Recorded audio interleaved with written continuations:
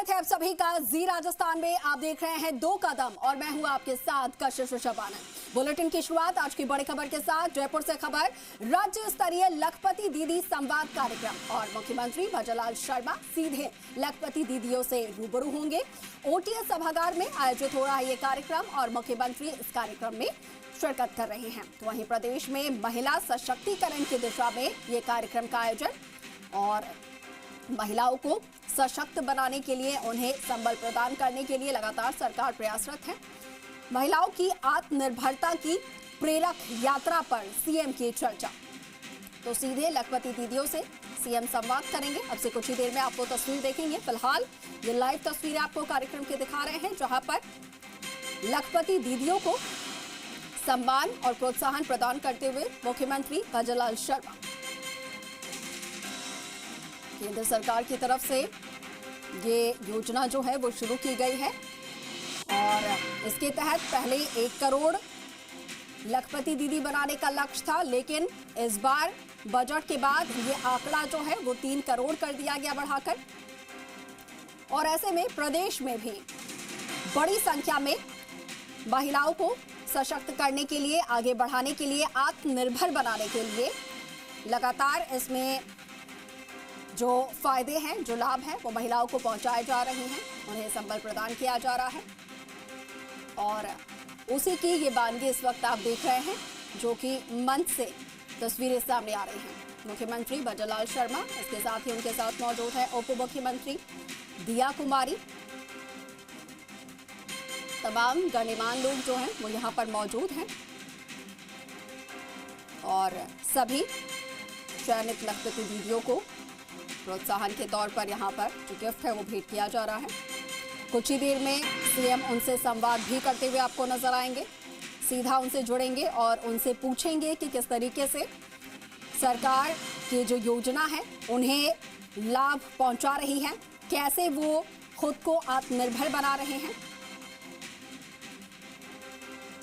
प्रदेश में 12 लाख लखपति दीदियां हैं। जरा ये आंकड़ा सोचिए, 12 लाख ऐसी महिलाएं जो कि इस योजना के तहत लाभान्वित हो रही हैं। और कहा यह जाता है कि जब एक महिला शिक्षित होती है तो वो अपने साथ साथ में 3 पीढ़ियों को शिक्षित करती हैं। तो 12 लाख ऐसी महिलाएं जो कि लाभान्वित हो रही हैं। तो ऐसे में और अंदाज़ा लगाइए, देखिए सीएसपी यहाँ पर मौजूद हैं और अभी अभी बुके भेंट करके उन्होंने मुख्यमंत्री का स्वागत, अभिनंदन किया है और ये उपरना उड़ाकर भी उनका स्वागत, अभिनंदन।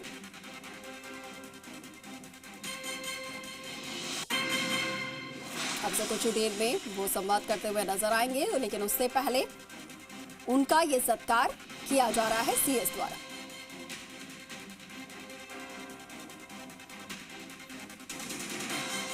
जयपुर में ये कार्यक्रम और राज्य स्तरीय कार्यक्रम का आयोजन ओटीएस सभागार में। और अब उप मुख्यमंत्री दिया कुमारी अपना संबोधन प्रदान करते हुए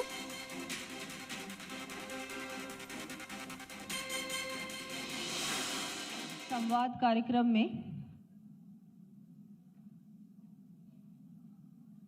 हमारे बहुत ही लोकप्रिय और हम सभी के, मैं तो कहूंगी सभी के बड़े भाई, मेरे तो बड़े भाई हैं और आज इतनी बड़ी संख्या में यहाँ मातृशक्ति उपस्थित है, तो सभी के हमारे बड़े भाई, हमारे माननीय मुख्यमंत्री जी श्री भजनलाल जी शर्मा जी, हमारे माननीय मंत्री ग्रामीण विकास एवं कृषि विभाग के श्री किरोड़ी लाल जी मीणा जी, हमारे मुख्य सचिव श्री वी श्रीनिवास जी,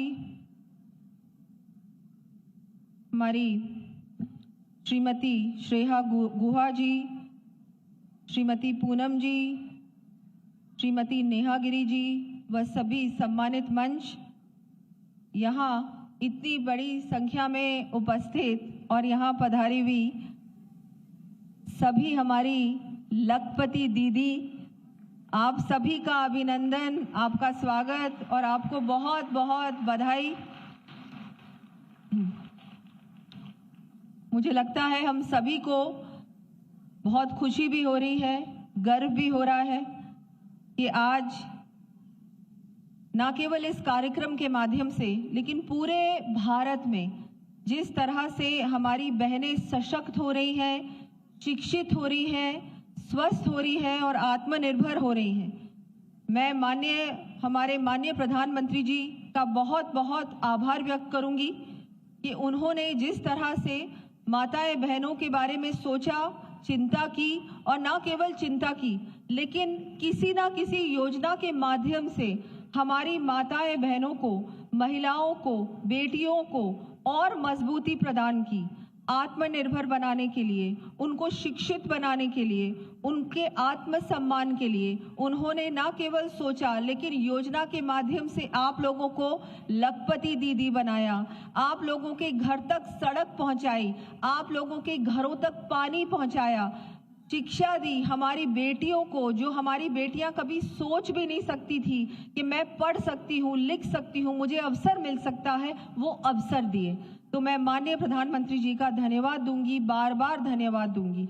माननीय मुख्यमंत्री जी का भी मंच के माध्यम से मैं आभार व्यक्त करती हूँ कि आपने अभी 2 दिन पहले माननीय मुख्यमंत्री जी ने धौलपुर में सभा की, वहां पर उन्होंने सभी हमारी लखपति दीदियों से संवाद किया और उसी वक्त उन्होंने फैसला लिया, उन्होंने निर्णय लिया, नहीं मुझे और हमारी सभी लखपति दीदियों से मुझे और बातचीत करनी है, मुझे उनसे पूछना है कि क्या समस्या आ रही है, हम लोग उनके लिए और क्या कर सकते हैं, कौन सी नीति बना सकते हैं, कौन सी योजना बना सकते हैं।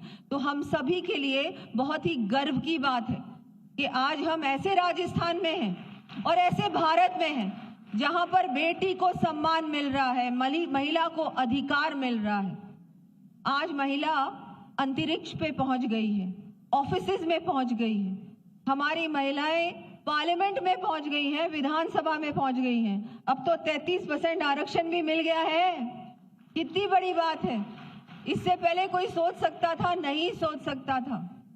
अभी माननीय मंत्री जी ने बताया कि खेतों में भी, मैं तो कहूंगी चाहे खेत हो, चाहे रसोई हो, चाहे स्कूल हो, चाहे कोई बड़े से बड़ा ऑफिस हो, महिला की भूमिका आज के युग में सबसे बड़ी है और सबसे महत्वपूर्ण है। और हमारी माताएं बहनें बहुत आगे बढ़ रही हैं। आज आपको टैबलेट्स मिले हैं, आप लोग पूरी तरह से कंप्यूटर्स समझती हैं, जानती हैं, आप लोग बैंकिंग के क्षेत्र में आगे बढ़ रही हैं, बहुत सारी महिलाएं एनजीओस चलाती हैं। मैं मानती हूं कि इतना कुछ है जो माताएं बहनें आज के युग में कर रही हैं, आज के नए भारत में कर रही हैं। और जब विकसित भारत बनेगा 2047 में, हमारी बहनें और भी मजबूत होंगी हर प्रकार से। तो मुझे भी बहुत गर्व है कि मैं इस भारत में, आज के भारत में, आत्मनिर्भर भारत में जी रही हूं, आगे बढ़ रही हूं। मैं ज्यादा कुछ तो नहीं कहूंगी, पर मैं इतना जरूर कहूंगी कि आप सब बहनें बहुत ज्यादा, आप लोग सशक्त हैं, आप समझदार हैं, आप अपने पैरों पे खड़ी हैं, लेकिन आपकी जिम्मेदारी बहुत बड़ी है। आज आप लोग तो पैरों पे खड़ी हैं, लेकिन ऐसी बहुत सारी महिलाएं हैं जो आज भी ये सब कुछ नहीं कर पाती, आगे नहीं बढ़ पाती। तो हम सब की जिम्मेदारी है कि हम सब जितना हो सके उतना, जितनी भी बहनें हैं, जितनी भी माताएं बहनें हैं, बेटियां हैं, उनको आगे बढ़ाएं, उनको योजनाओं से जोड़ें, उनकी जानकारी को और बढ़ाएं और जितना हो सके उतना उनका हाथ पकड़ के उनको आगे ले जाने का काम करें। ये हम सभी माताएं बहनें, हम सभी महिलाओं की जिम्मेदारी है। मैं आप सबका आभार भी व्यक्त करूंगी कि आप सब इतनी बड़ी संख्या में यहाँ पर आई हैं। अभी हम सब लोग हमारे माननीय मुख्यमंत्री जी को सुनेंगे, तो मैं ज़्यादा समय नहीं लूंगी। मैं एक बार फिर से आपको बहुत बहुत आपको बधाई दूंगी। मुझे लगता है हम सब लोग ऐसे सुनहरे युग में जी रहे हैं और आगे आने वाले जितने भी साल होंगे वो हमारे माननीय प्रधानमंत्री जी के साथ, भारतीय जनता पार्टी के साथ और एक अच्छी सरकार के साथ हम लोग आगे बढ़ेंगे। महिलाएं बहुत आगे बढ़ सकती हैं, आप में बहुत क्षमता है, बस अगर ये है तो मैं मानती हूँ कि अवसर देने की आवश्यकता है। तो आप भी अवसर जरूर, जहां भी अवसर मिले आप उसका लाभ जरूर लें, योजना का लाभ लें, अपनी बेटियों को शिक्षित बनाएं, घर में जो बुजुर्ग महिलाएं हैं उनके स्वास्थ्य का ध्यान भी रखें, अपने स्वास्थ्य का ध्यान भी रखें, क्योंकि कई बार महिला अपने लिए इतना कुछ नहीं सोचती, हमेशा परिवार की चिंता करती है, समाज की चिंता करती है, लेकिन अपनी चिंता नहीं करती। तो हाँ, अपनी चिंता भी करना जरूरी है, अपनी भी चिंता करें, अपने स्वास्थ्य का भी ध्यान रखें। इसके साथ मैं आपका आभार व्यक्त करूंगी। बहुत बहुत धन्यवाद। जय हिंद, जय भारत, जय राजस्थान।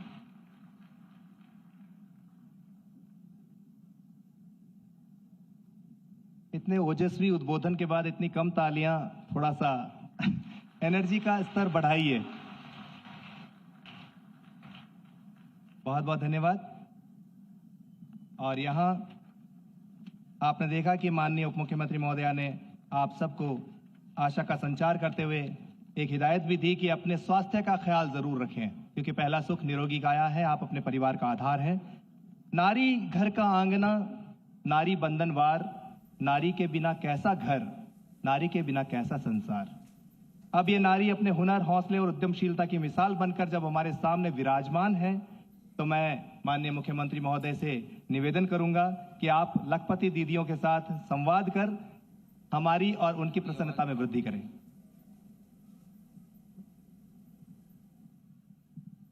माननीय से निवेदन कि आप लखपति दीदियों के साथ संवाद करें।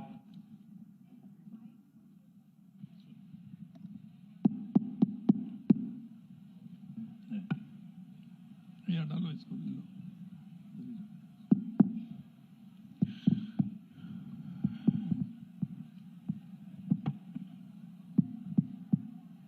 आज ये कार्यक्रम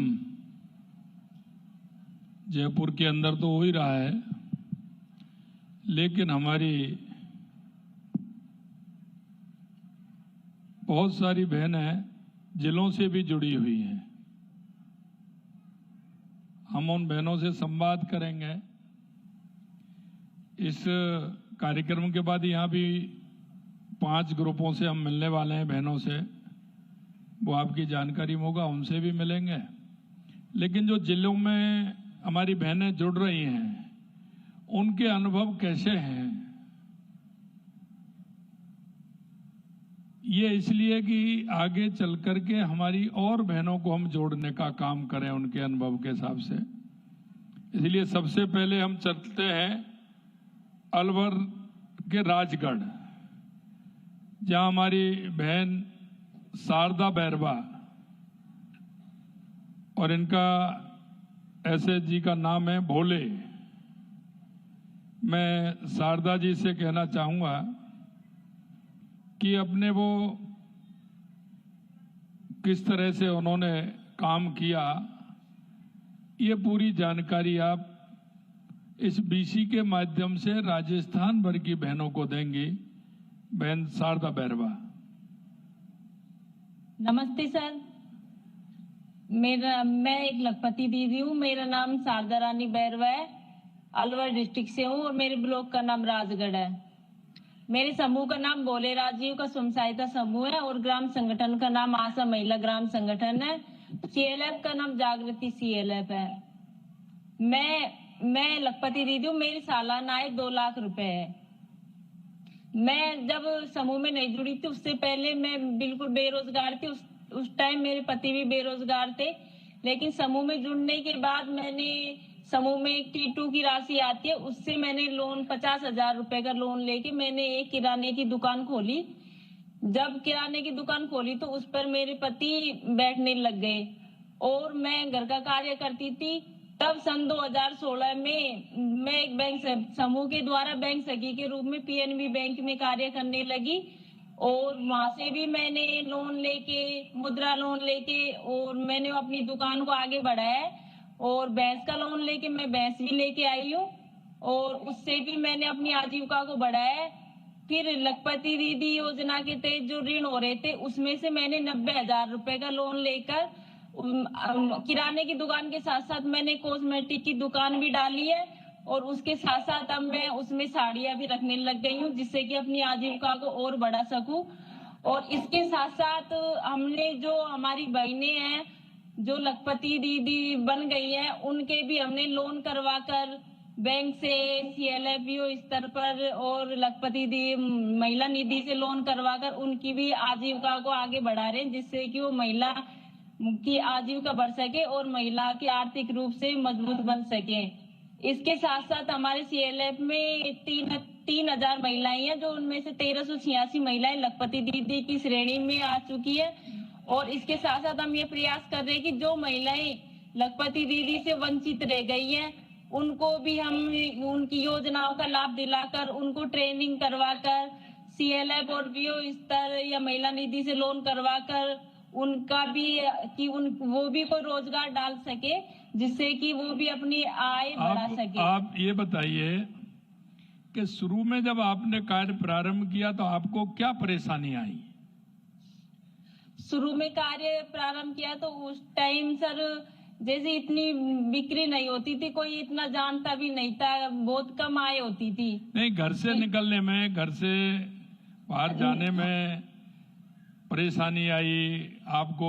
पहले बनाने में घर वालों को कैसे आपने संतुष्ट किया?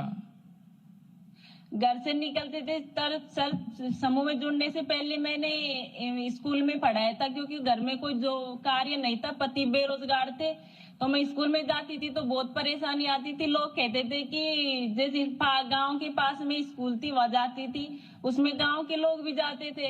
वो अभी क्या कहते हैं? अब क्या कहते हैं वो? अब सर पहले तो ऐसे बोलते थे जैसे घूंघट थोड़ा भी ऊपर रह जाता था तो सब डांटते, घर आके बोल देते कि आज तेरी बहू को ऐसे देखा, आज ऐसे देखा। लेकिन आज मैं जब बैंक में बैठती हूँ तो बिल्कुल खुले मुंह से बैठती हूँ। वहाँ मेरे ससुर भी जाते हैं, जेठ भी जाते हैं, लेकिन मैं किसी से पर्दा नहीं करती। और वहाँ आज अब कोई भी लोग ऐसे नहीं बोलते कि वहाँ कोई भी आज करा के ऐसे नहीं बोलते कि ये ऐसे रहती है, बल्कि सब तारीफ करते हैं कि इसने ऐसा कार्य करके बहुत अच्छा काम किया है। और उससे महिलाएं भी सर बिल्कुल बेझिझक होके बैंकों में जाती हैं। अच्छा, अब आप अपनी किस्त भी समय पे भर रही हैं पूरी? हाँ, और काम भी चल रहा है? बिल्कुल रेगुलर जाती है और काम भी बिल्कुल बढ़िया चल रहा है। बहुत अच्छा। आपके घर में और कौन कौन है?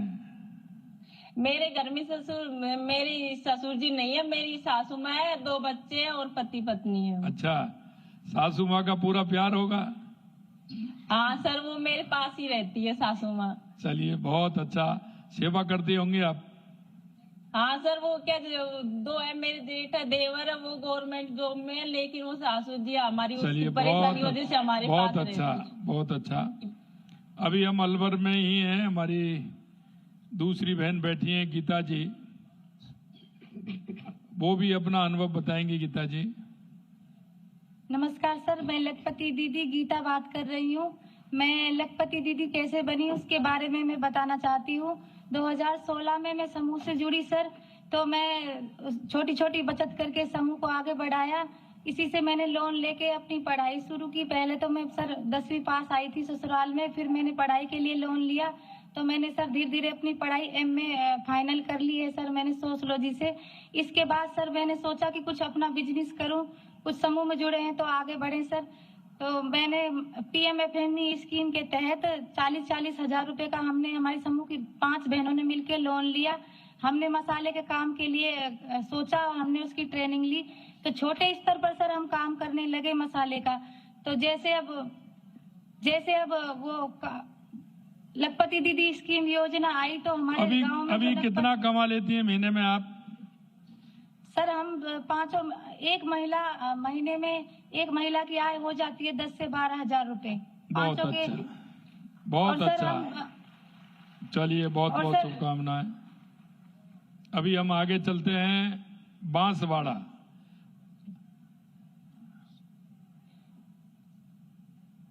बांसवाड़ा में हमारी बहन निर्मला बहन, हमारे इनके SHG ग्रुप का नाम है दशा माता, और इनका दुर्गा माता के नाम से CLF है। बहन बताएंगे निर्मला जी। नमस्ते, मैं लखपति दीदी बोल रही निर्मला। मेरा नाम समूह का नाम है सरस्वती मैम। मेरा ग्राम संगठन का नाम है जागृति महिला ग्राम संगठन। मेरे CLF का नाम है वर्षा महिला राज्य का बहुउद्देशीय सरकारी समिति लिमिटेड अर्थुना। मैं समूह में 16/8/2017 में जुड़ी। इसमें मेरी आर्थिक स्थिति बहुत पहले कमजोर थी। इसके बाद मैं समूह में जुड़ी, एक्टूमेन बनी। एक्टू में यानी समूह सखी बनी। मेरे को 2250 रुपये मिलते थे पहले। इसमें मैंने आजीविका अच्छी हुई। इससे मैंने T1 की राशि आई 5000 रुपये लिए मैंने बकरी खरीदी। इसके बाद मैंने T2 की राशि आई। इसके बाद मैंने 30,000 रुपये लिए मैंने आटा चक्की खरीदी। आटा चक्की से मेरी सुबह शाम आटा पिसाने के लिए महिला आती है, तो 200 से 300 रुपये की इनकम दिन की आती है। चलिए, बहुत अच्छा। आप कितना कमा लेती हैं अब? सर, मैं क्लस्टर कोऑर्डिनेटर भी हूँ। उसमें महीने की इनकम मेरा 20,000 तक हो जाती है। वाह, 20,000 रुपये की इनकम महीने में होती है। बहुत अच्छा। आपको निर्मला जी बहुत बहुत धन्यवाद।